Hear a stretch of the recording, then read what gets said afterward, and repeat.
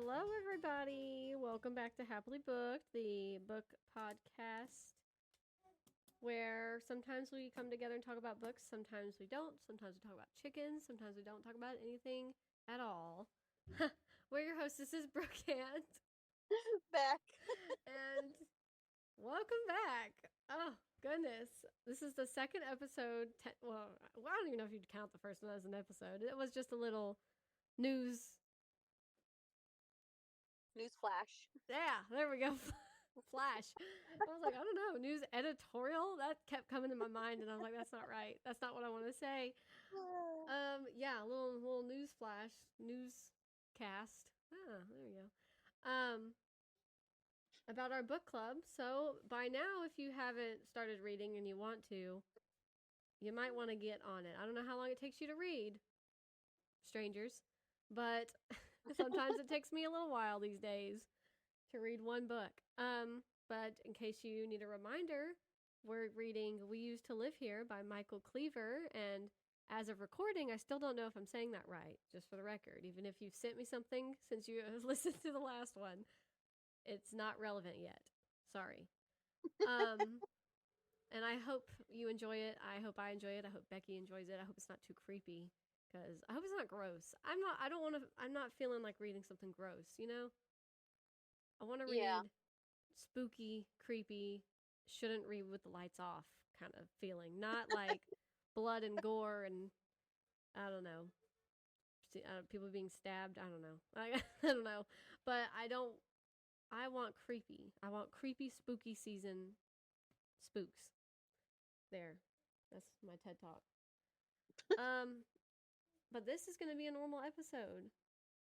Hopefully. I have a baby right over here who's wild and rambunctious. And he's pulling himself up to stand, everybody. He's trying to transition into a toddler too quickly. He only has 2 teeth. Like, slow down. Wait, how old is he? 9 months. Well, in a couple days, 9 months.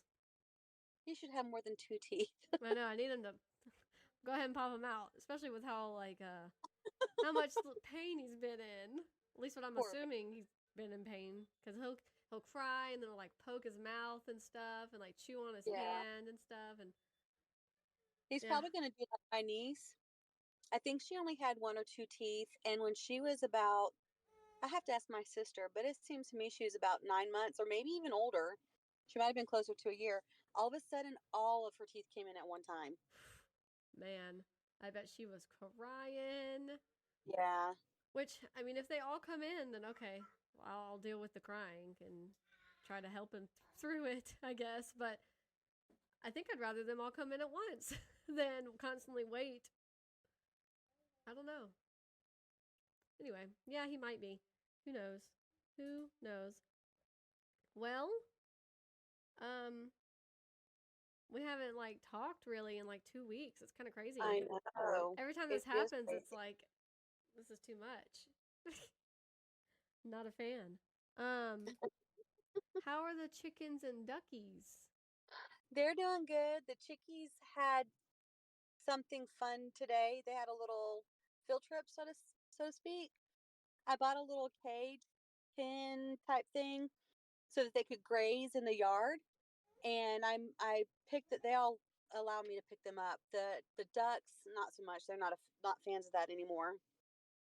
But I picked them up and took them out and put them in the little pen, and it has a thing over the top so that hawks can't attack them and stuff. Yeah. I put them out in the grass, and I had to keep moving them every once in a while because, you know, the sun kept changing where the shade was, and I didn't want them to be in the heat. So I just had to go check on them while we were sorting clothes today. So I think they had a good time. I don't know if they found any bugs, but they pecked at the grass a little bit. Yeah. That's good. Gives them something else to, you know, a different kind of stimulation, I guess. Yeah, I thought that was good. I think the ducks would like it too if they just weren't so terrified of me for some reason. Birds, man. I'm like, I don't hurt you. Quit freaking out. And the chickens, the hens are really, lately they seem to be coming around to me. Oh, good. And I think it might just be every time I come out there, almost every time I have like a treat for them. So they're like, oh, okay, she's got something for us. This is the person who gives us something. Right. But then sometimes when I go out there, I don't have anything, and I'm like, you don't have to keep following me, you know. Like y'all can go peck at the ground. You I can't haven't had. Yeah, sir. Sir, we know you're there. We know you're there. Yeah, you're so cute. He said, I need attention. Is he crying? No, he's just Squealing? Yeah, squealing, going, hey, hey. Like, look at me. Why aren't you looking at me right now? Yes. Every time I look at him, he starts smiling.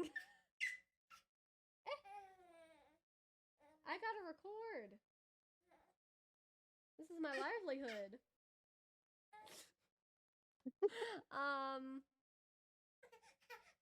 I've not had any issues with the rooster lately, so that's really good. He just sort of hangs out. And have you ever figured out how to put those saddles on the hens? Yes. And they never worked. Oh. Unfortunately. Sir. Sir. The ones we had, they would fall right off. Oh. We'd get them on the birds, and then they would like flutter their little wings, and they'd fall right off. Oh, that's weird. Yeah, and we had ordered a different pack, and I don't know what I did with it now that I'm thinking of it. It should be in the kitchen somewhere, so maybe we should try to put those on them and see. But that's only like 3. It doesn't cover all of them, you know. But also, I'm wondering if they're not getting enough protein, because I read that if they don't get enough protein, they'll start to eat feathers. Oh. And I only am wondering that because the rooster's tail feathers have fallen off. Like they're gone. Oh. So I don't know if feathers. Yeah, like if they're pecking at his feathers or Sir! You need cuddles? Please hold. Yeah, okay. Well, I'm glad they're doing good. The chickens and ducks, that is, because I almost forgot what we were talking about. But I didn't. Other than my chickens' feathers still being a little funny, they're doing good. Mm-hmm. And I'm just wondering if they're not getting enough protein. I think I might buy mealworms for them regularly. Yeah. Because they go out and they peck and stuff, but who knows how many bugs they actually get, you know? Yeah. And frogs. Do they eat frogs? Yeah, probably. Yeah. You know, they will eat a rat and they will eat a snake? Yes, thank you. That's what I was trying to say. I'm psychic. Well, good. I hope. I mean, maybe they just haven't had hope. I mean, I don't want us to have any rats, so you know, good. Although that would be a lot of protein. Yes. Okay. Well. All right. So, went on the cruise. That was fun. Yeah, it looked like you guys had a lot of fun in the pictures. I realized after that I barely actually took any pictures. A lot of those pictures, well, the majority of those pictures were the professional ones you can get on the boat. Yeah. Taken of you, obviously, like you could tell. There's backdrops and everything. And a lot of those pictures, like my sister took, or my mom took, or Austin took. And I was like, I barely took like any pictures. What the heck? You're too busy having fun. I guess, and I guess I was trying to embrace that. Like, don't need to be on my phone capturing pictures. I'm capturing memories. Which we all know how good my memory is. So, our first day, we stopped at Coco Cay, which is in the Bahamas, and it is an island owned by Royal Caribbean. Oh. So, ooh. So, we stopped at Coco Cay, which is owned by Royal Caribbean. And so, like, the food and stuff is already, like, included with your, like, you just go up and get it. Okay. I don't want to say with your package because the food comes with the ticket, I guess. Right. But we also had soda packages, so we were able to get soda at like the bars and stuff. They would give us Coke, Diet Coke, whatever. And Mhm. on the boat, they have Coca-Cola freestyle machines that work with our cups. But anyway, we only had 2 excursions on this whole thing, Mhm. which we had 4 stops if you count Coco Cay. Megan was like, I don't count Coco Cay because it's owned by Royal Caribbean, and I was like, but we stopped there, so that's 4 stops. But okay. So we had one at Coco Cay, which was kayaking, which was very fun. Mhm. I'm not gonna lie, Austin did most of the work because it was a 2-person kayak. And here you go. Play with this one, but don't drop it. And but I tried. I paddled. Okay, I did some work. But it was really nice. The water was really clear. It was very pretty. It was great weather. Apparently, there was supposed to be like a sunken plane, like a smaller plane, out Mhm. there that we were able to go see, but we did not that day because apparently the waves were just a little too much for them to want us to go see it because it's near rocks and they didn't want us to, I guess, to get hurt, which is fair, but at the same time, like, I'd rather see the sunken plane. Right. Sir, this is not your podcast. Go on, say something. He wants to eat that. Blah blah. Blah blah. Oh my god. Oh. You're messing up the audio. You're messing up the audio.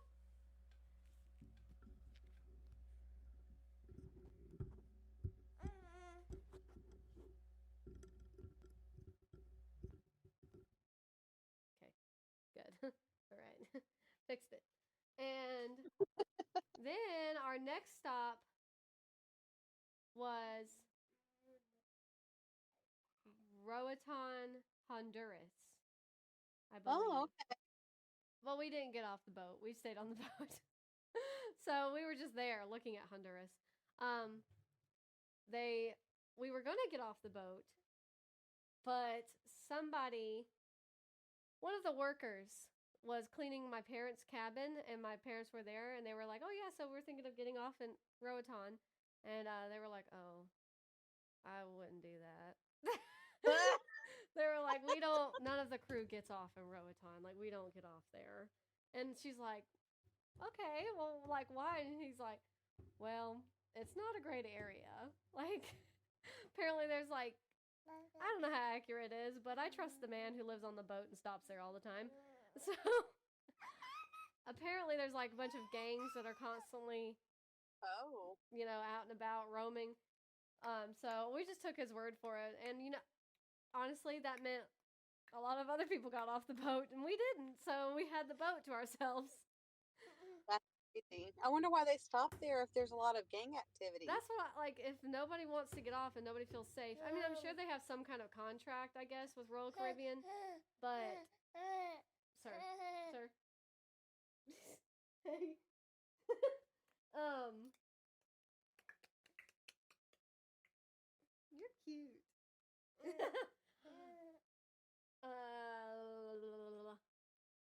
But yeah, that's what I was saying. I was like, why bother even stopping if nobody feels safe? Um, then so we just did stuff on the boat. Just walked around, hung out. There was like a zip line on the boat. We got in the pools, hot tubs. There was a surfing thing that Austin did. I boogie boarded, so I did good too. So just for the record. And there is a video of that, but I don't think I posted it, so I might need to do that. Yeah. It, So everybody can see me boogie boarding.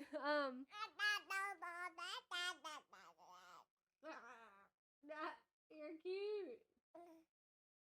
After my mouth.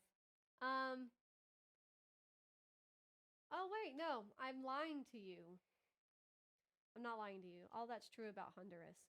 But that was not the next stop. The next stop was Cozumel, Mexico, where we actually did do things and get off.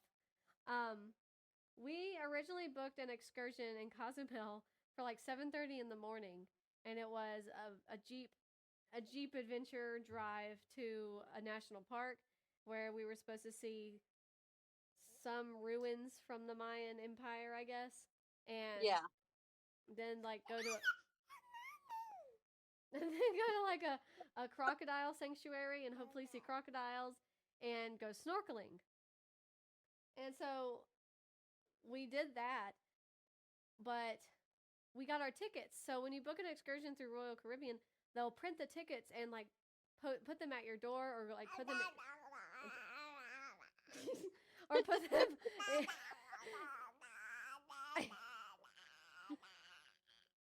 like on your bed, so that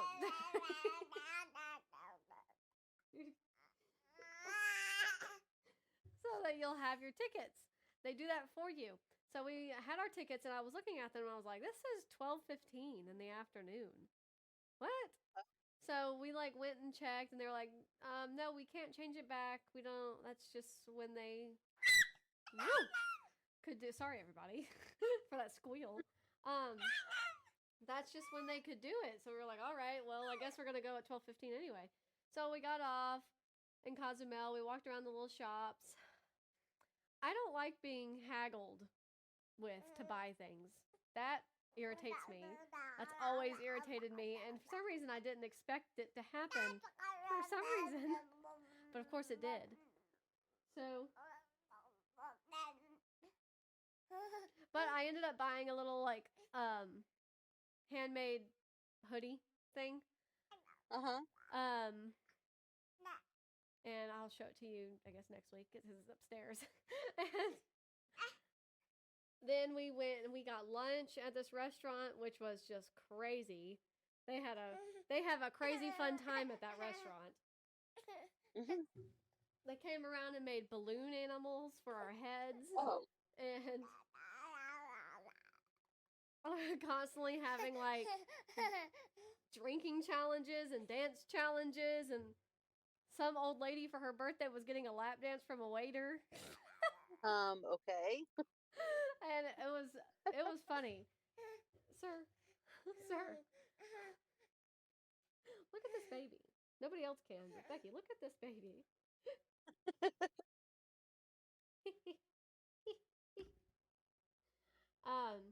So we ate lunch though, and it was good. And then we went and found where we were supposed to meet for our excursion. And we were worried because the tickets had said 12:15, and it had said it's going to be 5.5 hours or a 5-hour excursion. And we were like, okay, I mean, that's fine. That would have been really fine at 7:30 in the morning, because when the boat sets sail, it's 5:30 p.m. So we were supposed to meet at 12-ish, and then, you know, have an excursion for 5 hours. Like, we're not going to get left, are we? But if you book an excursion through them, they're not supposed to leave you. If you book it through Royal Caribbean, they're not supposed to leave you. But our tour guide was like, yes, we're going to get going, and I just need everybody to, when I say it's time to leave, we need to leave, because I'm going to get you back here at 5:15, 5:20. That's what I'm doing. And so we drove an hour into Cozumel, went snorkeling, which I got no pictures of. I also got no pictures of when we were kayaking, so nobody believes me, I'm sure. And we saw stingrays and fish and some like coral, but I couldn't remember exactly. It was like a brain coral, I think is what it said. And that was really cool. It was really cool to see the stingray. It was really big. And then we went and we saw the little Mayan ruin. We didn't get to see any crocodiles, unfortunately. They just weren't out and about, I guess. We climbed a lighthouse, which was a very thin staircase, very tiny steps. Very, very sketchy. But it was a beautiful view once you got to the top. Hello. And then we drove back And we were people who were riding with us in our Jeep was like, we're not gonna get left, right? We were like, no, we shouldn't. I mean, he said we're getting back there, before time to set sail, so we should be good. And we get back to the little like tourist town area where the port's at, and there's like nobody there except security. And they're like, okay, and the radio, sir. And they were radioing it, saying that they have like 8 people that got to get back on the boat out of, a completely empty area. And it was really funny. And we walked back up onto the boat, and Megan was waiting, and she was like, finally, thank God, because we also didn't have service. We couldn't tell anybody where we were. We couldn't tell anybody what was going on. And my family's like freaking out, thinking that, we've gotten killed or broke a leg somewhere in the jungle or whatever. Yeah, eaten by a crocodile. Something. And dinner is at 5. That's the dinner we chose on the boat. Every day is at 5. So we knew we were going to be late to dinner. And Megan's like, I couldn't even eat my salad. I was so stressed out, wondering if y'all were even coming back on the boat. You can look. I didn't eat any of it. She was freaking out. You should ask her about it. So we got back onto the boat just in time. And we were literally the last people coming back from that port, from that stop. Like that was it. Of the 7,000 people on the boat. So the 8 of us were on this little excursion. We're the last ones. That's funny. Then we went then it was like a sea day. We were just at sea, I believe. And then we went to Roatan. Didn't get off the boat because of gangs and whatnot. And then we stopped at Costa Maya, Mexico. And we had everybody, that was our last stop. And then we were coming back to Florida. And the night before of our last stop at dinner, we were all there was 8 of us in our party, is our actual party. But of the party, only me and Austin went on the other excursion. Oh. Stop that. Stop. Was somebody scratching your butt? No. I have, okay. Sorry to interrupt your story. I put 2 of the old cats in the bedroom together because one of them lives in here because the kittens are so mean to her. She almost starved herself to death. Sheesh. She would not come eat or drink because she was so terrified of the other cats. So she's been living in here for a few months. Well, we were cleaning in the living room today, and one of the cats attacked the other old cat for no reason. She's just sitting there, and he's twice her size. He's huge, and she's tiny. And so I put her in, come here, Bella. So I put her in here for her safety, but now they're hissing at each other. Oh my gosh. Come over here. Okay, move your butt. Brooke doesn't want to see your booty. Yeah, I see plenty of cat booty, and I only have 2.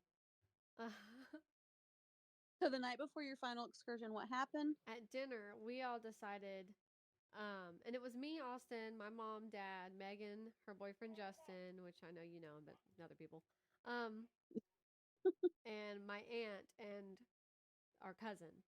That was our whole party. We all decided last minute, okay, this is the last stop. Let's all do a glass bottom boat tour in Costa Maya. That'd be fun. And it was going to be at, it was at 7:30 in the morning, I think. Something really early. And so we got up, we paid, we got our tickets, were brought to our rooms. All was well. We were supposed to meet somewhere on the boat, and then we were going. So we met on the boat. They give us some other kind of pass. And we get off. We walk all the way along this long pier, which I don't know, cruise ships are big, so they need very long docks. Yeah. So we walked this entire thing to get to where we were supposed to meet for the excursion. We get there, the guy's like, okay, y'all are here for the glass bottom boat tour. We're like, yeah, woo. And he's like, okay, it's been canceled. So Oh, we were like, seriously, y'all couldn't have told us this somehow while we were still on the boat. So, you know, it was kind of disappointing, but I mean, oh well. We just walked around and then immediately got back on the boat. At least, well, some of us did. Me, Austin, Megan, and Justin, I believe, immediately just walked around, got back on the boat. And they were like, you could pick another excursion that's still going to happen, or we can refund you, or just refund us. Like, it's fine. Because the waves, well, they say waves. They say the water was too choppy, and they didn't want. It would have been a disappointing tour. Like, we probably wouldn't have been able to see much, I guess. So, okay, fine. And we just went back and got on the boat and did whatever else while we were on the boat, and then we went home. But it was cool. It was good. So, for anybody who might not remember, needs your memory jogged, maybe, Becky picked 4 books for me to read on the cruise ship. Why are you smiling, Becky? Because, and they were all like cruise themed, island themed, something along those lines. Because that's fun. I like to read stuff. Like I tried to read Utah, and it was fun. So there was Cabin Fever by Michael Smith and Jonathan Franklin, The Stranded by Sarah Daniels, The Last One by Will Dean. I need to fix my notes. I just realized something. More of Us to the West by Trinity Dunn. I'm sorry. And More of Us to the West by Trinity Dunn. So, it was originally going to be Lucy by the Sea, which I don't recall the author, and I didn't jot it down. But I don't remember what I said to you. That's like the 4th book in a 5-book series, something like that. Yeah. And I was like, well, I can't do that. That's just not in my heart, soul, mind, blood. They can't do that. That's illegal. Yeah. Can't do it. So, I had just went ahead and downloaded More of Us to the West by Trinity Dunn. It was on Kindle Unlimited anyway, so that one was free. I did not read any of them while I was on the cruise ship. What? No, nothing. I didn't read at all while on the cruise. Great. Did you have motion sickness on the? No. I just never had time to sit and read. So, which is fine, which is good. If, because you're on vacation, so that's good. You were busy the whole time, basically. But yeah, so I didn't read like the entire time. I started Cabin Fever the day before we flew to Florida. And I got like, within that span, I think I got like 30% of the way through, something like that, which was a decent amount. Yeah. I could be wrong. Could be lying to you completely. I think it was something like that, though. And then didn't read a single thing while I was on the cruise ship. I brought my Kindle with me everywhere we went, though, and I was ready. Didn't read whatsoever. Didn't even read when we were just in the cabin, like, watching the TV, going to sleep. Didn't even, because I was tired. Then we got home. So I didn't read it all on the boat, which you could say is fine. Like, yeah, I don't have a lot of time to just sit, which can be good. Yeah. I also like to read on vacation though, so it's like, but that's okay. We had a fun time. Everything was great. So we got back, and we got back Sunday. We docked back in Florida like Sunday morning at like 5:30 a.m., something like that. So we immediately, you can either do like assisted departure or unassisted departure. And assisted, every bag and luggage that you want them to go ahead and take for you, you put out the night before in front of your room with the little tags and stuff on it, and they'll take them so you don't even have to do it. And I think there's something else that they help you with, but we did unassisted because why would we, I guess, do assisted for us? I don't know. Um, so me and Austin got up at like 5. No, we got up at like 6 and just got up. Um, we had time to go get breakfast. So we went and got breakfast and then we just went back, got our stuff and walked off the boat. And then we got an Uber from the port to back to the airport, which Mhm. was Melbourne Airport in Florida. Mhm. And we got there and we were like literally the first people into the airport that morning, other Oh than the, wow. staff and TSA and stuff like that. Right. We were like the first guests at all. And it was kind of funny because that's never happened. And it's not a huge airport. So it's like, okay, it's not like walking into Atlanta and being like, oh, where's everybody at? That would be creepy. Yeah. But it was just weird being the only people in the airport. And honestly, it made me think of Station 11 when they go and live in an airport. And every time I go to an airport, I'm constantly thinking about that book now. Every time I go to an airport, and if you haven't read it yet, you should read it. So that's Station 11 by Emily St. John Mandel. Um, so it was just funny. Like we got there, we were the only people there. Duncan was open, and it was right there across from our gate. So I just went over and got Duncan. Um, Austin tried to take a nap, and I sat there and I started to read. And I picked a book to start reading, and I started to read the last one by Will Dean. Um, and it was very good. So now, with all that being said, we can get into our normal spiel. Do you have any hauls? Yes. So the girls and I went to the bookstore the other day, Ooh. and Emma and Ella both each got a book. Ella got well, I was going to say Emma got, but I said Ella instead. So Ella got uh, A Good Girl's Guide to Murder Okay. by Holly. She was very insistent on wanting this book, so I hope she enjoys it. I hope it's No, good. no idea what it's about, but apparently murder is Mm-hmm. uh, involved. And Emma got another copy of Little Women. The cover was so pretty, Uh-huh. Sure and was. the pages, the edges, are the same color as the cover. I love that. It's so pretty. It's got Yeah. like little leaves and birds. And she's not read Little Women? No, I think she has read it. She has another copy of it, but Oh, she okay. just thought it was so pretty she wanted it. Yeah. No, it was very pretty. I know she sent it to me and I was like, "Oh, that is a very pretty copy." I've seen there's like I don't know which publisher it is, I guess, but they do a bunch of classics in those kind of covers and stuff. And I always think Mhm. they're so pretty when you can see them on people's bookshelves and stuff. Yeah, I guess. Well, then I guess she knows that you have to cry when you read Little Women. Yeah. But I was like, oh, that's a pretty cover, and prepare to cry because that's a great book. Um, yeah, a good girl's guide to murder. I think I know somebody who's read that, and I think they liked it. I could be wrong. They might have not read it, but I know they wanted to, but I think they have.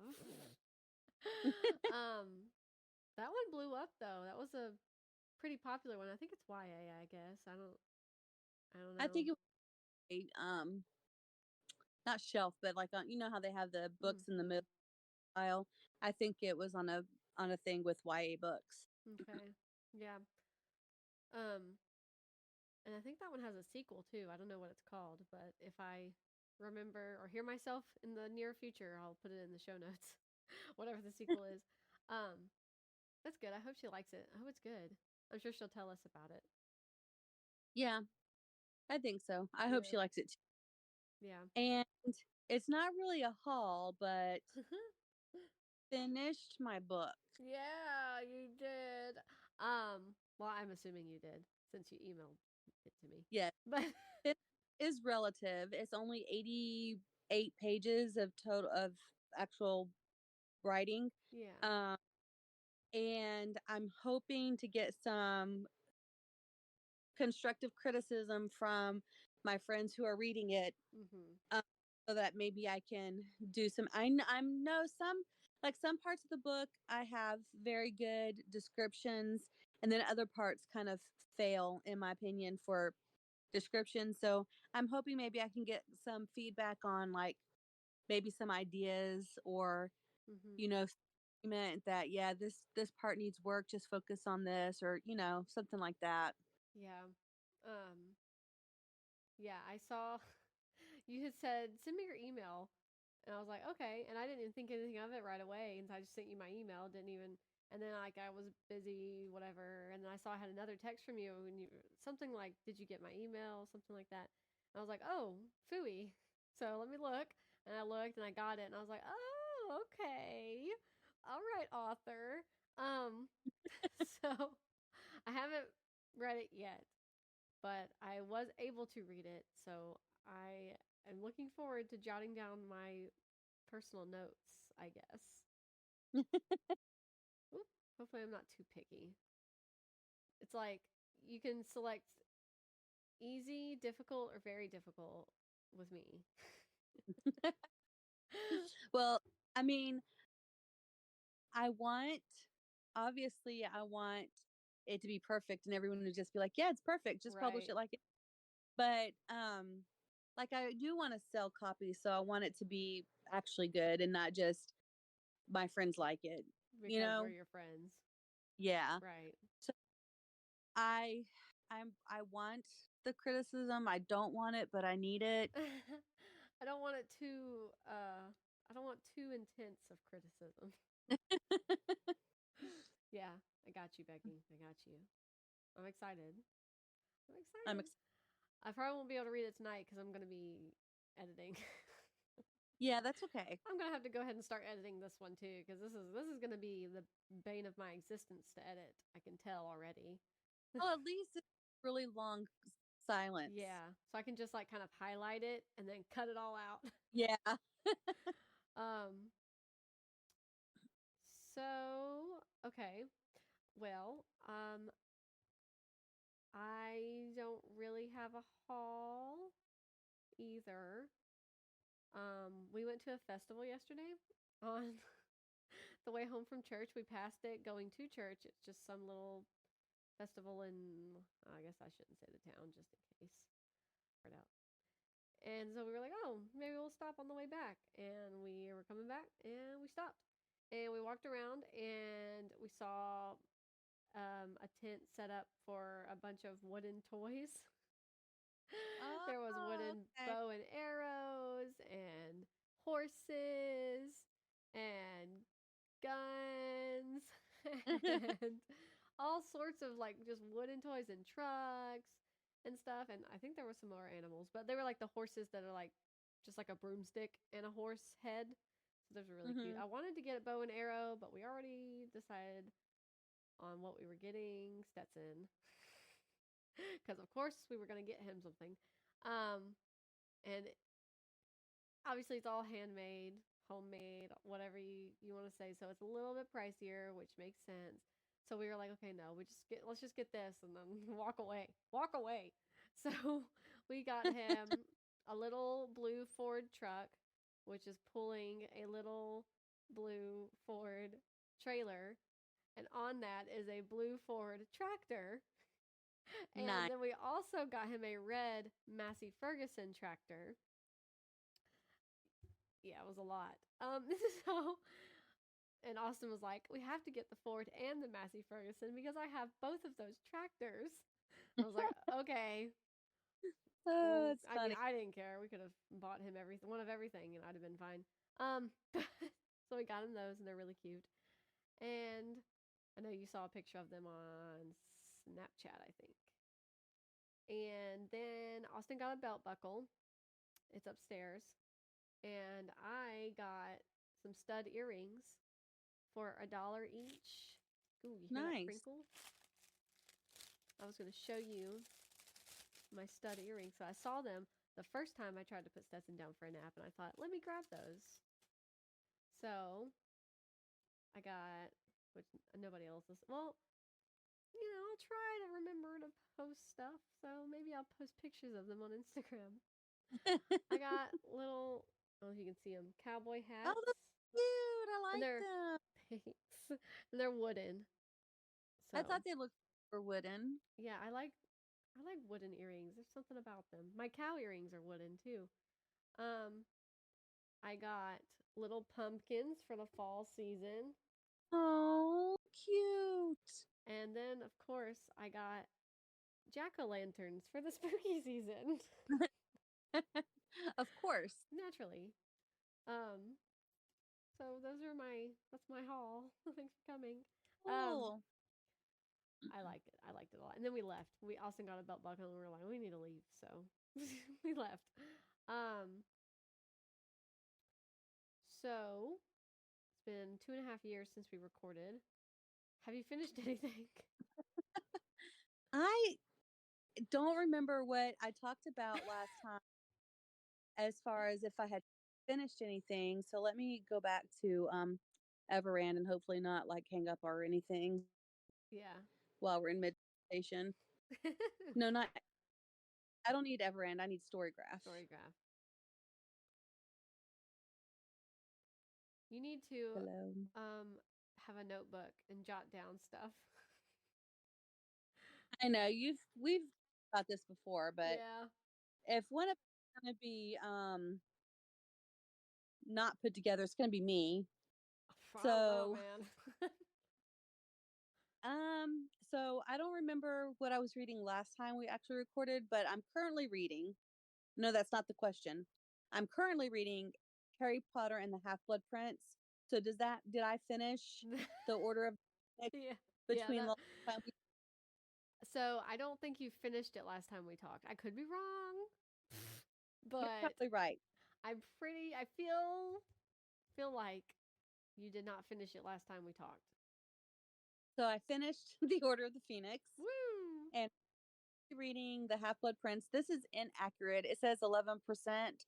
I'm farther through than that, but I understand. Sometimes you just ain't got time to update it. yeah, I'm just bad about it. And then I'm still reading Crossroads of Twilight, Okay. and but I'm more than halfway through with that. I'm still technically reading Cinder, but I think I'm in like chapter. So okay, so I didn't know you started Cinder. Oh yeah, I have. Ah, I know you wanted to, or it looked interesting to you. Well, so the girl who reads it, I'll have to go to Everand to see where I am on it because I'm pretty sure I'm listening to it on Everand. The girl who reads it sounds like the girl who read The Hunger Games. It's not her. I looked it up. Ah, okay. But I like her voice a lot. And it really was bothering me, like trying to figure out who she reminded me of. And it finally dawned on me that I thought she sounded like Katniss. Yeah. Emma sounds crazy. Um, but whatever. Where is it? Hater's gonna How hate. let's see. Cinder. How far through this book am I? I haven't actually read it in a week, but I did get I feel like I'm in chapter 10 or something like that. Okay. Not the ebook, the audiobook. I don't know why it's not on my Just haven't saved it, I guess. yeah, it's saved, but it didn't come up on the Hmm. start playing. I'm in chapter 10, but there are 110 chapters. So Okay. I have a ways to go. Yeah. Are they quick chapters? Yes, they are. Good. Glad to hear it. Um, okay, that's cool though. So you're reading Cinder. I know someone at your church had got you onto that one. That's cool. I've seen Yeah, those her daughter, covers. talking about her daughter. Yeah, the Oh, covers look really nice. It's definitely I'm pretty sure it's listed as a YA and it definitely reads as a YA. yeah.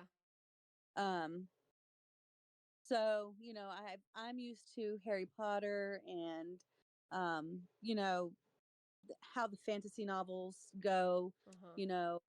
So it's a little right now it's a little boring, and I don't know. I'm hoping that it picks up. Okay. I read, is it that series? It's sort of like an urban fantasy kind of setting.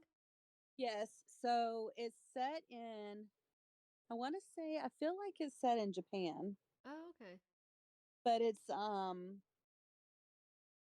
I could be wrong. I might be the one who's lying. Um but she is a cyborg, uh, and she's in the main city, and she knows Prince, like like before. I guess I'm assuming there's going to be a ball because it's Cinderella. uh-huh. Um and she's already met him, like before that she's doing some kind of work for him. So like she has a business relationship with him. And it's different, Yeah. but it's not terrible. It's just It's different. It's not definitely a terrible. different kind of fantasy setting than what you've been reading for sure. Yeah. So, mm. Yeah. Well, I hope it picks up for you. Um, although I was able to like pretty much understand everything you were saying, you kept cutting out some, and I'm like, ah, I hope it's Oh, not. I think everybody can understand you too, but well, I guess we'll see. it probably it's got to be my phone glitching again, because like you were pausing some when I was looking at you, your face was freezing, so my phone is glitching. Maybe it's. Oh, I'll never Well, be my able to get off of here. Okay, here. uh, I was gonna see. Uh, oh well, it'll be fine. phone. It happens. Well, I am in the basement, so and sometimes our Wi-Fi acts really funny. Sometimes it'll just stop working randomly, and I'm like, why? Why are you doing this? Um, it'll be fine. We'll figure it out. Okay. So, okay, you've made some progress. How, does your storygraph say if you're ahead or behind by any books, or This, by any number this of books? story graph says, hello. Let's get to the right. It says I am ahead by 4 books. Oh, okay, that's pretty good. I 22 books. Oh, Oh, so something I found. So we're reading the book of Ruth and the book of Esther in Bible class, mm-hmm. and both of those books are on Storygraph. Huh. They're just little short Bible books. So I put Ruth in there. So that's one book I read. I mean, that So counts. That's a book. yes, I've read it several times. Like I've read it 10 times or something.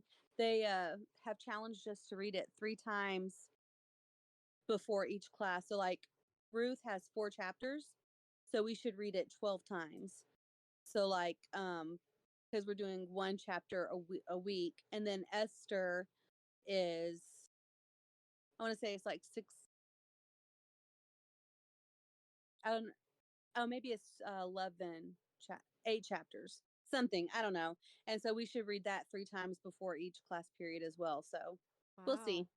That's a good way to get y'all like really knowing what's going on. Is to Yeah. constantly read it like repeatedly. That's pretty cool.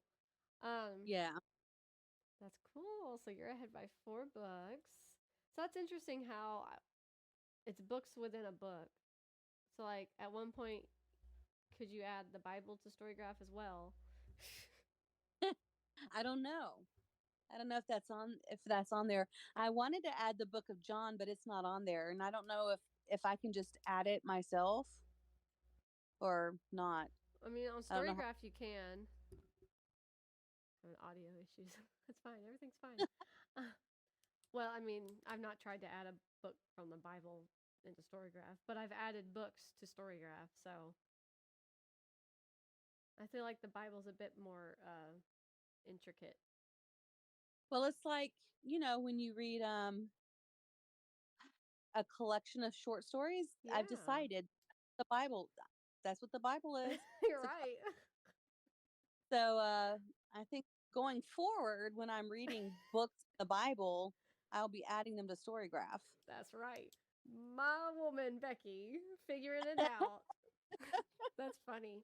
No, you're right, though. The Bible's just a whole bunch of short stories. Well, that's cool. Okay. So, since we last recorded, I finished Utah, a novel by Levi Rogers, which it's like, wow, I hope you would have finished it by now, Brooke. I did. I finished it. And I think I jotted down a little review, but it's in my phone, and I'm not going to move my phone from the camera position to look at it. So, Slightly, what was that? slightly sad. Yeah. Oh well. I think I rated it 4 stars. I rated it 4 stars. Um, I can see, and I think I talked about this a little bit last time.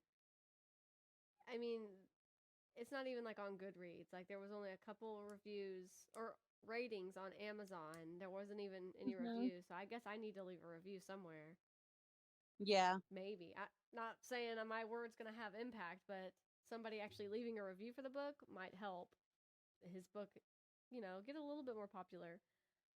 Right. Maybe. We'll see. But there were a couple of typos, which I know I mentioned the last time we recorded. It wasn't enough to make me not like my reading experience, but it is something I noticed. But it did not hinder my ability to understand the sentence that he intended as well, if that makes sense. So I kind of wish like his editor had done a little bit better of a job for him, because that's what they get paid for. But right. it didn't stop me from having the time I had, I guess, with the book. I feel like it felt like there was a little bit of like inconsistencies also. Like in the synopsis, and I'm pretty sure I'm remembering this right, but in the synopsis, it mentions that two of the main characters are traveling with an infant. But then at one point, it's like, she's crawling around and stuff, and I'm like, I don't know if you consider like my baby an infant, but I don't consider him an infant. He's just like an infant to me is like 0 to 3 months. Like that's a newborn infant. And at one point in the book, the baby's fine. Baby's fine. But the baby falls off of a hotel bed. And I'm like, okay. And the baby's fine. Baby's not even crying. Okay, cool. If it was a newborn infant, it would have been crying, and Dad would have been a little more concerned that his infant just fell off a hotel bed. But everyone was content and fine. He was like, no, she looks okay. All right, let's just pick her back up and put her back. And I'm like, I don't feel like that's accurate here, bud. Like, that's just not, you're not being consistent with what I think of as an infant, which I know I've said that word a lot now. So there was just like kind of weird stuff like that randomly. Not a lot. There was only like maybe 3 instances where I was like, well, this is kind of funny. Like it just sort of, where's the connection here?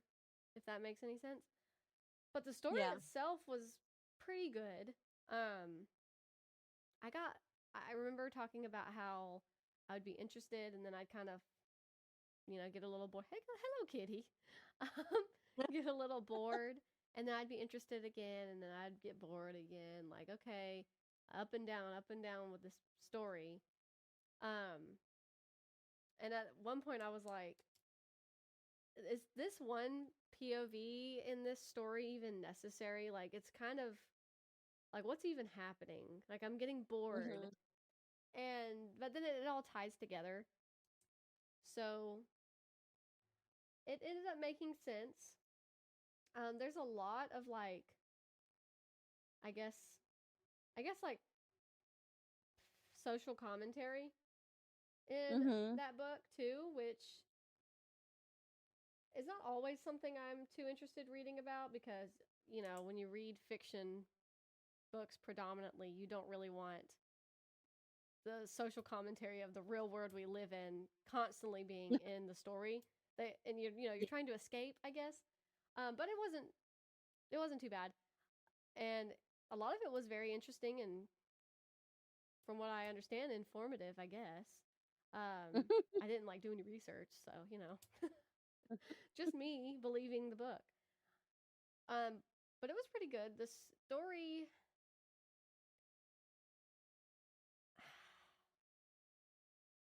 See, now I feel like it's been so long since I read it that I don't remember like the ending very well. Because I can't spoil it though. It ended pretty well. It ended pretty well. I guess I can say it was a happy ending. So it was a good book. It was good. I think it needed more attention before it actually got published, but it was pretty decent. It was all around a decent story. And I'm sorry that I didn't read my actual little review, everybody, because maybe I will next week. Probably not. It'll be old news by then. Then I finished. Well, then I had started Cabin Fever, and I had gotten about 30 or so % through. And when we got back to the airport, I had picked it back up, and I was like, okay, reading this, and I was like, no, I'm bored. I'm not going to keep reading this right now. And that's when I picked up the last one by Will Dean. So, basically I'm DNFing Cabin Fever. And not because it wasn't interesting, because it really was, and it's nonfiction, so I'm not trying to let that really sway my judgment. But kitty tail. I guess it might be swaying my judgment a little bit, but it was interesting, and I think I might come back to it at some point, but not now. I won't be reading that now. But my mom is reading it, so maybe she'll send us a little email or something about it. That'd be nice. That would be nice. I guess because she heard us talk about it, and she was like, "That sounds really interesting. Let me know how it is." And I was like, "Okay." And then I never let her know how it was. But she also has a Kindle, which she never uses. But it's like the same account, I guess. So if I had it's in my library, so I'm not reading it, but she has access to it, so she can read it. So works out. Okay. Yeah. But then I had started reading the last one by Will Dean, and that was pretty good. I actually enjoyed it a lot. It was a suspense thriller. That was the one where it's this woman and her boyfriend go on a cruise, and they do all the things, and they go to fancy dinner, and they go to bed, and then she wakes up and he's gone, and she's like, where's my boyfriend? And so she starts looking for him, and then while she's looking for him, she realizes everybody's gone. There's nobody else on the boat. Okay. So my phone keeps vibrating. I'm sorry. I hope y'all can't hear that. I'm just so popular. And then she, goes and well, surely somebody's got to be driving the boat. And there's no one there. So the boat's just steaming into the Atlantic, and she's all alone. And it takes off from there. There's some things that are not mentioned in the synopsis, so I don't really want to mention it exactly, but they happen pretty quickly in the story, like twists, or I guess reveals, I guess you would say. But it was pretty action-packed. It was creepy, like the idea of being all alone, or you know how we were talking about, sorry. You know how we were talking about the short story It Waits in the Woods by Josh Malerman, and how you're all alone and your mind starts to freak out on you start to psych yourself out? Yeah. There's a lot of that in the last one. And it was really good. I think I gave it like a 4-star as well. It was action-packed, enjoyable, very suspenseful. The chapters were very short, and I like short chapters, I think, especially if I'm reading like a thriller, because it's just like boom, boom, boom, keep going. And then the ending happened, and it was like kind of goofy. So I think if it maybe didn't have the ending that it had, I maybe would have given it 5 stars. But I watched somebody on YouTube who was like, I'm reading this book, and it was like a vlog. So she got to the end of the book and was like, well, that was kind of goofy. So like, it's a good book until you get to the end, and it's like, why? Okay. And it makes you want a sequel that you can immediately read, and there's not one.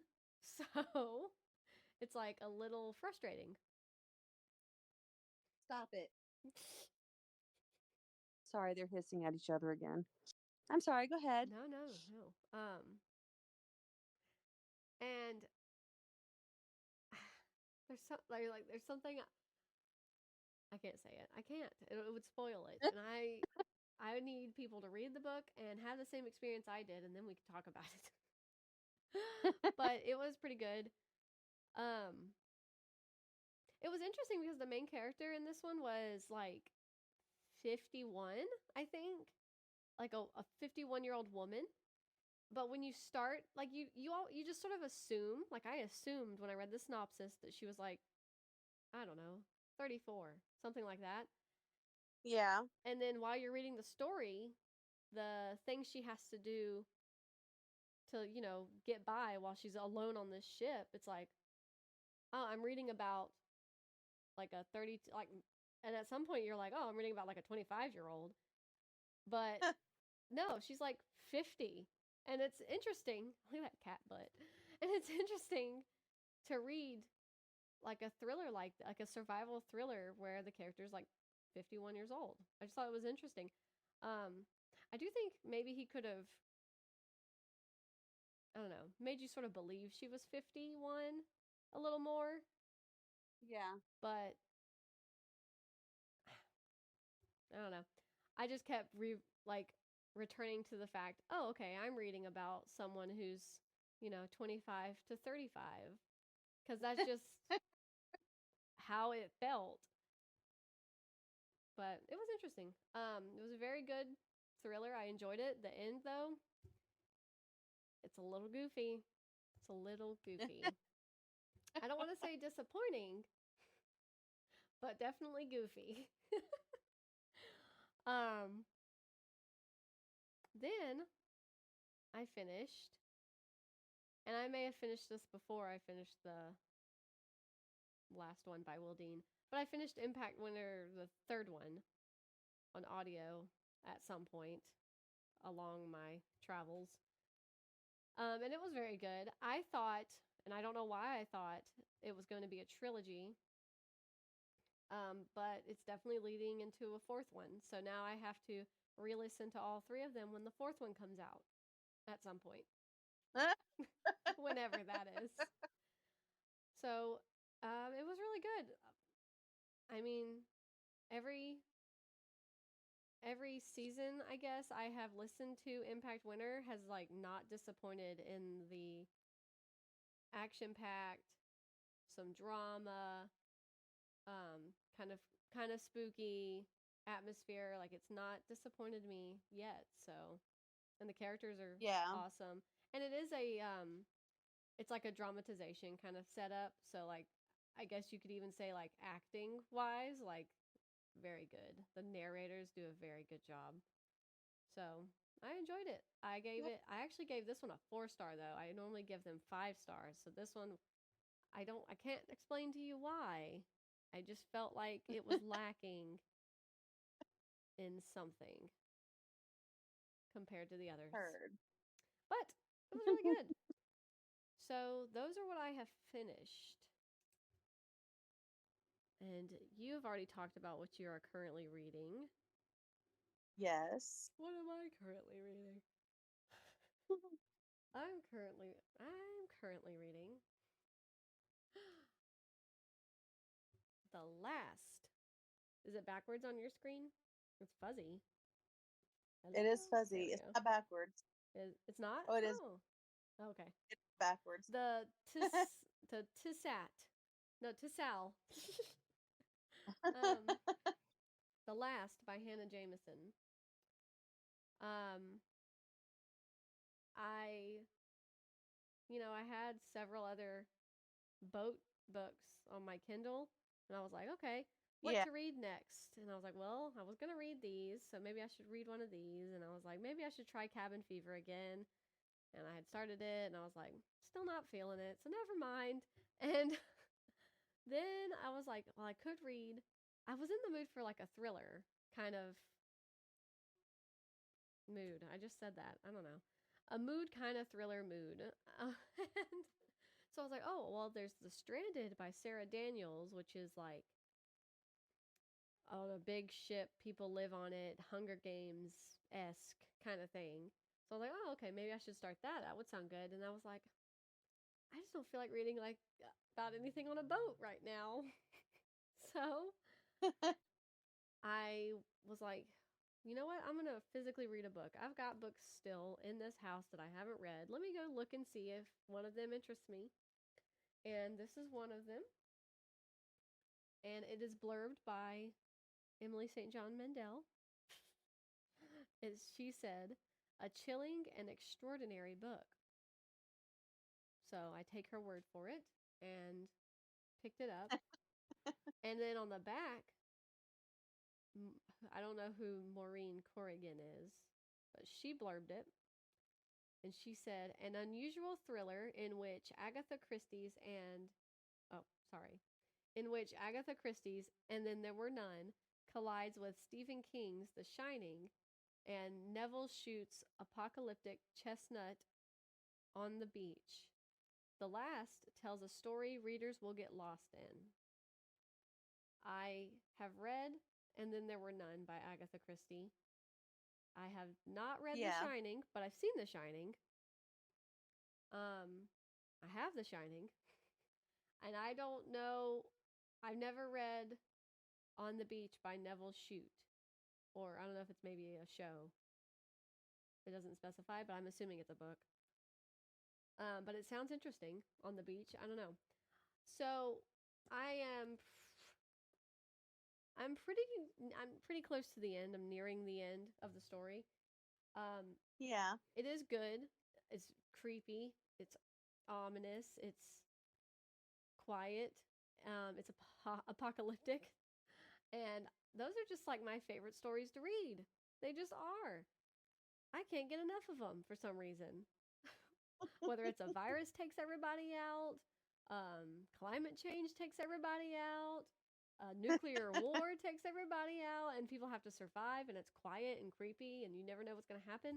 And whether it's calm and people are just trying to live their lives and reminiscing on the lives they've lost, like in Station 11, or whether it's kind of more strictly survival, like this is our life now, we have to do this to survive, like in The Dog Stars by Peter Heller. I like all of it. So this is somewhere in between. So it said on the back, it compared it to Agatha Christie's And Then There Were None and Stephen King's The Shining. I think it's only saying The Shining because it's set in a hotel in the middle of nowhere. Because I'm not really getting that kind of vibe. But I've also not read The Shining. I've seen it, but not read it. And I'm not really... And Then There Were None. It's not really the same kind of concept, I guess, in my head than what I'm reading, but it's very good. I think Emily St. John Mandel's blurb was very accurate. A chilling and extraordinary book. Because so far it's very chilling, very creepy, very ominous, like something's lurking around the corner. Am I being watched from the tree line? I don't know. And it's very quotable too. I didn't expect it to be quite as quotable as I found it to be, but it has not disappointed me yet. So I will read the synopsis. I know I haven't read like any other synopsis from any other book so far, but I will read this one so everybody can have their memory jogged, because I hauled this book, I think technically last year, and talked about it then. Historian John Keller is on a work trip in Switzerland when the world ends. Now he wishes he hadn't ignored the last messages from his wife, Nadia. I miss you so much, I feel bad about how we left it. Love you. The one he was considering how to answer when he received a string of horrifying push notifications. Nuclear attack on Washington, D.C., New York, London, Berlin. Then news outlets and social media went black. 2 months later, 20 survivors remain in... It's a French... not French, Swiss, I guess. I don't know how to say it, though. Remain in the hotel. An infamous, mysterious establishment. When the hotel's water quality worsens, Keller goes up on the roof to investigate and discovers the body of a young girl in one of the water tanks. As supplies dwindle and tensions rise, he becomes obsessed with retracing the little girl's steps as a way to cling to his own humanity. But what justice can be found in a society that no longer exists? So, it's pretty good so far. And I really feel for these characters. And some of these characters, though, have sort of peeved me off a little bit. I'm not gonna lie. Oh, you're back. Your face is back. Yay! So, like, at one point within it's like their character dynamics and stuff. There's this one, John Keller, he's an American. And there's only one other American that stays in this hotel. Like, once the nuclear attacks start happening, people are like freaking out. They leave the hotel. They're running. They're like, we've got to get to an airport. Even though people are like, the airports are not, one, they might not even exist now, but the ones here, they're not taking off to these places who just got attacked by a nuclear bomb. But people, they're fight or flight. We've got to get home. We've got to go. So they all leave. So it's him and this other girl are the only Americans. And they kind of band together, I guess, because of that. And sorry, I almost lost my train of thought there. But this girl who's she's very tough, and she's like, we've got to do what we've got to do to survive, blah, blah, blah. A lot of people disagree with her. A lot of people don't like her because she's so, I guess, hard on the outside. And at one point, everybody's discussing whether or not to go on more food runs or just, survive on what they have through the winter. Because it's winter in, Switzerland. There's no trekking out to go to the store to collect more food once winter's really hit. At least I would imagine. I've not been to Switzerland, but... And so they're like, we need more food runs. And this woman who's saying this is a woman who has 2 kids, and then they end up adopting a baby at the hotel. So they have 2 kids and a baby. And she's like, we need more food. We can't just stay here and starve the kids, basically. And the girl's like, okay, well, if you're going to say we need more runs, then everybody needs to start volunteering for runs, and that includes you. And she's like, first of all, I'm just telling you, I'm pretty much useless on a run to the store. We could be attacked. I don't know how to shoot a gun. I'm useless. And she's like, yeah, you're useless because instead of learning, basically learning survival skills, you were breeding, and you're not... Oh. She was basically telling her that she's not considered important or valuable to the group just because she had kids. And for the character, I understand why the character was written that way and why that's her thoughts and opinion and stuff. And I feel like there's more underneath the surface that hasn't been revealed. But at the same time, I got angry. I was like, you're not going to tell me that I'm not valuable just because I have a child here I'm trying to protect and keep fed. You don't understand how valuable I am. And that makes me want to, hurt you. This fictional character I wanted to like harm. And she was like, well, what happens if I go out? The mom. She's like, what happens if I go out and I get killed? Who's going to take care of my children? And they're like, oh, well, the group will take care of your children. We're not monsters. And she's like, that's not like, okay, so you're going to tell them their mom was killed and they have to now live here with all of you people? Like, you see what I'm saying? Like, the disconnect, like, she's not invaluable just because she can't go out and collect food. It made me so mad. As a new mom, it made me so mad that she even had the nerve to say this. This fictional character had the nerve to say this to another fictional character. It pissed me off so bad, Becky. But it's okay. I think there's more to be revealed about why she feels this way. So we'll see. We'll see. But it's a very good book. I'm enjoying it a lot. I think I'm going to make my mom read it for sure. Because I think she'd like it. I think she tends to like the like apocalyptic books that I tend to like. So I think she'd like this one too. And of course, if you're interested, you can read it as well because you're my friend. But it's really good. I'm enjoying it a lot. At the moment, I feel like it could be 5 stars. We'll see. You never know. Yeah, they could all just die in a nuclear bomb and kind of upset me. Or say it again. It could have a goofy ending. Or it could have a goofy ending. And goofy's a nice word. Like, it was kind of a stupid ending. And it reminded me of to the T, it reminded me of the same ending of a movie that had come out a couple years ago. And I can't say what movie, or people are going to be like, so that's how basically the book ends too. And I don't want to disappoint anybody because the book was good. The last one by Will Dean was good. And it was like, if you just sort of took out the last few sentences, then it wouldn't have been goofy. But just pretend they're not there. And it's a pretty good book. But I'm enjoying this one a lot. This is probably going to be one of my favorite books. One of my favorite thriller books for sure this year so far. It's funny, I read the last one by Will Dean, and now I'm reading The Last by Hanna Jameson, and they're both survival thrillers. So, fun. And that's all I have.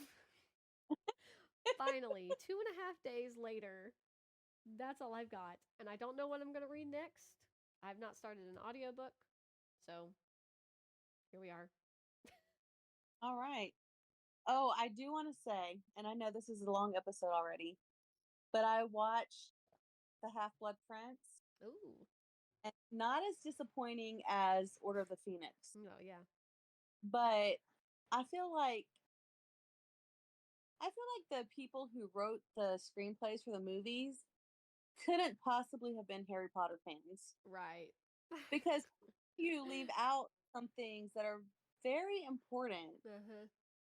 And like now, I can't remember now because it's been almost a week now since I watched the movie. But I remember when I was watching it, I was like, oh, that's weird that they put that here or that they left that out. And I'm just like, I am interested to get to the part in the book where Dumbledore and Harry are looking for that Horcrux, and they find it, on that island in the cave or whatever. Right, yeah. To see how it reads in the book, and I'm interested in reading like the part where Dumbledore dies. I don't know that that's a spoiler alert to anybody at this point, since Harry Potter's been out for quite a while. Yeah. And like I'm interested in reading what's going on in Snape's mind, if she like has more insight to what he's thinking and what he's feeling. Because there's a moment where he and Dumbledore look at each other in the movie, and I'm like, there has to be, surely we understand more from the book than we understand from the movie. Oh, you froze. Oh, there you are.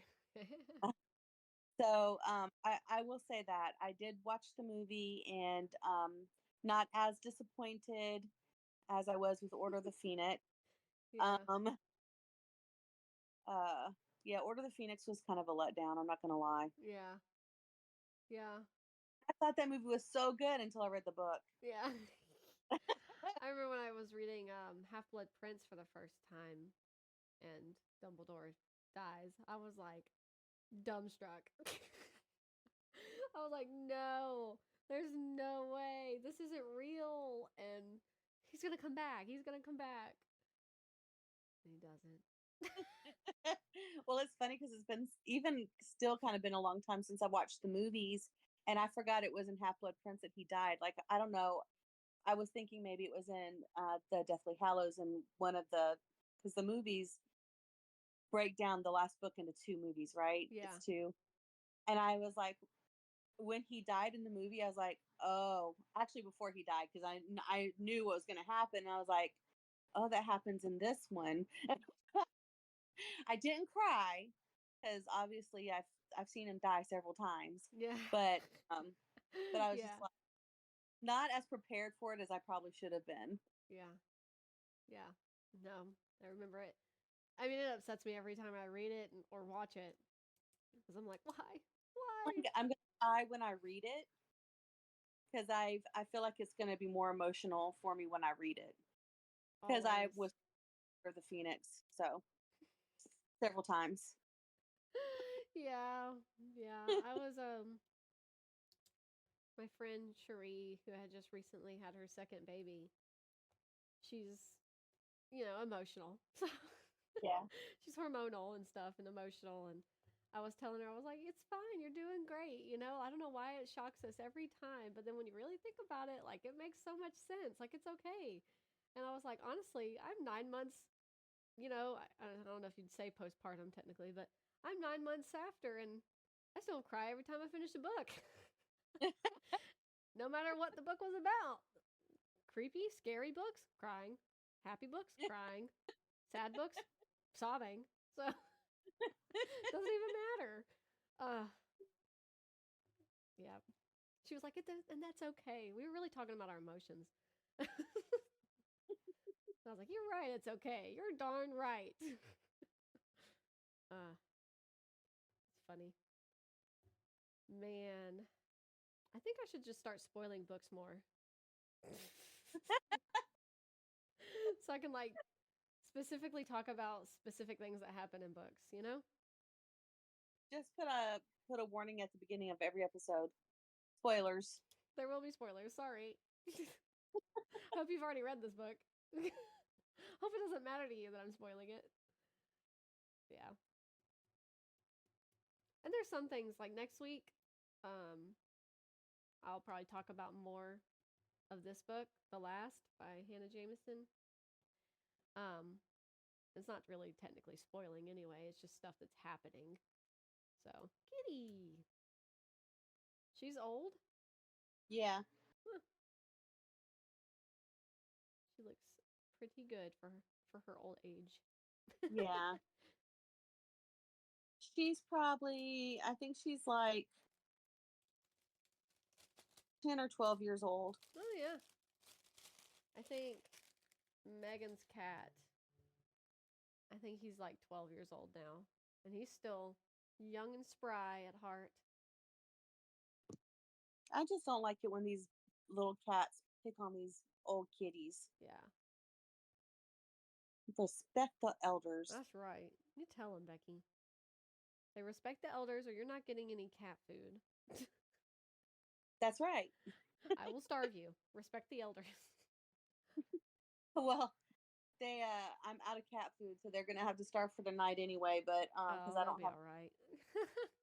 I told them I said, look, if this cat could survive for a whole week without eating because of you guys, you'll be okay for one night. Yeah, yeah. What was I gonna say? Oh, I tried this with my cats. They didn't like it, so they still ended up not eating. But scrambled eggs, you Oh can yeah. if you have extra eggs or something. But Because I had to give the dogs scrambled eggs one night because I forgot to go get dog food, and they ate the eggs. Everything was fine. And I had looked it up. I was like, "Can cats have scrambled eggs?" And Google was like, "Yeah, cats can have scrambled eggs. It's fine. With no like salt, pepper, nothing fancy." Yeah. So I made them some, and I put them in their bowls, and they weren't hot, but they were still a little warm. Nice and tasty. And they were like, "No, this is not. We are too good for this." Oh, yeah. I was like, "Fine, I'll give them to the dogs, and I'll just starve tonight." I tried to give my cats cat food one time. I cooked them some peas and some rice and had some chicken broth. Oh. Yeah, they weren't happy. My dogs would have ate that up. Yeah. Weirdos. Mm-hmm. Maybe if I gave them a squirrel, they'd be happy. Yeah. All right. Well, so that's everything you have? Yeah, that's everything I have. Don't sound sad. It was a lot. I know. You did a good. Even though you didn't read while you were on your cruise, you still stop that. You still read a lot. I was shocked. Well, I finished Utah before we went on the cruise. And then I finished Impact Winter and the last one after. But I only had like an hour left in Impact Winter. So it was like I listened to it while I was, knitting while Stetson was napping. So something easy. So, yeah. Don't give me too much credit. You stop hissing. Yes, ma'am. Old people and old cats. Okay. Sorry, listeners. I apologize. Kindred outburst. I have old people who live with me. They have furry bodies. Anyway, that's all I have as well. Thank goodness for editing. I don't know what's going to get edited out. Hopefully some of that does. I'm sorry, I'm being interrupted by my 11-year-old. Anyway, that's also going to get edited out, I hope. So, kindred spirits, it's wonderful to know that there are so many of you in the world. We appreciate you listening as always. Please check out the Sideways Sheriff and let us know if there's any merchandise you'd be interested in. Do we have like a list of the merchandise your mom has? We had a list when she first put everything together. I can ask her about it. And maybe next week we'll have a list prepared again. Yeah. Just in case anyone's interested, I know for sure we have t-shirts and bags and bookmarks and Christmas ornaments and notebooks. So, and a mouse pad. Oh, yes, and a mouse pad. So, if you're interested, let us know. We'd love to have you purchase something from us. Who wouldn't want to sell things? Just let us know. And I guess, as always, stay happily booked.